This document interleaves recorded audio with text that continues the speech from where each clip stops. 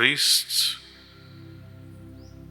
and they live their life apparently so much in a simple way, but do they really?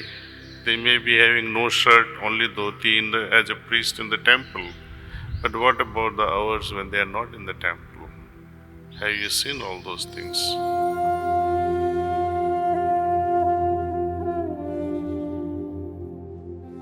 It is not about reaction of God actually.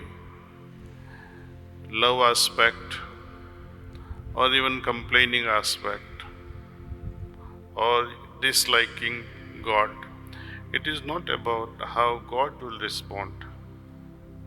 It is all about how our heart melts in the whole process.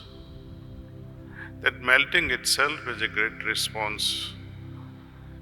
Surrendering also. Do you think that when you surrender to God, as Lord Krishna says, Sarve dharman parityajya mamekam saranam braja. When we completely abide with Saranagati, do you think God will also match that Saranagati? He doesn't have to. Without His love, we would not have been even existing.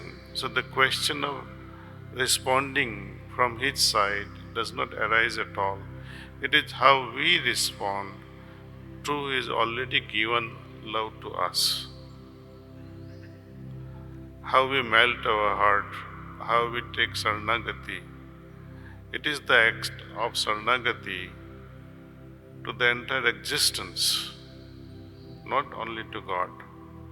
Meaning total acceptance of whatsoever may happen in our life.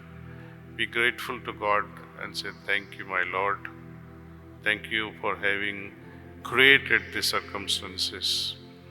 Most of us, they crave for the happiness in the future. Nothing wrong with it. If you had some level of happiness or joy or luxury in the past, let us see if it was X. We always seem to expect incremental. X means sometime, oh, let it be 2x, let it be 3x, let it be 10x. But the wiser people have always reflected on the past. What has made them? If you really want to transform your life for good,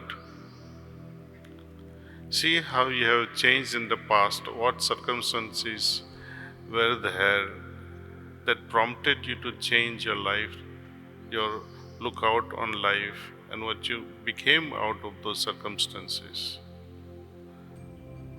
That does not mean that we should pray for miseries and troubles, because they are the only thing that really makes us. But whatsoever come our way, take it and see how you thrive and how you mutate and how you transform your life around those circumstances without fighting. Fighting against a circumstance is never going to help us. In fact, if we fight, we'll keep fighting and not learn anything out of that circumstance. Observe, see what happens as a result of these new circumstances, which may not be so palatable. All these questions of transformation and God's response are around only this. If I love, how much love will I get in return from God? We are always transacting. We donate 10 rupees or 10,000 rupees or 10 crores and we expect much greater. This transaction must be avoided because it only shows your greed and nothing else. In temples also, why do we throw money? We don't even give respectfully, we throw money in the temples. Do you think God needs your money? That Murti needs your money? What will Nirjiva Murti can do with that money or your ornaments or gold? Nothing whatsoever.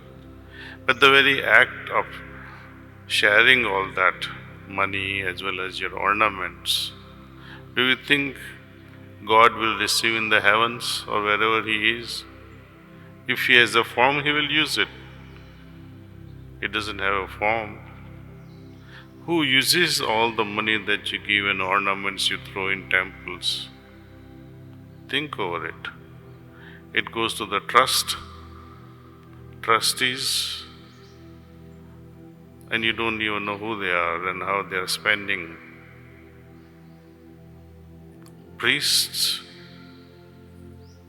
and they live their life apparently so much in a simple way, but do they really?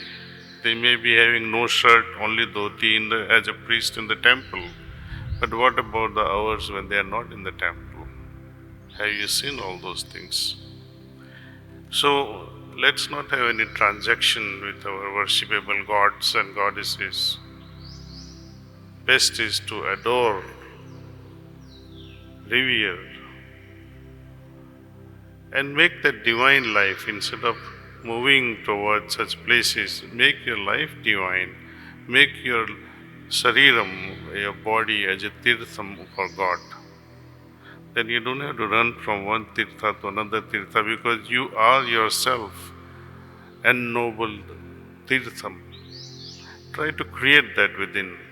And heartfulness practices are all geared towards purifying our entire system so that God can make a permanent abode in our heart. Thank you.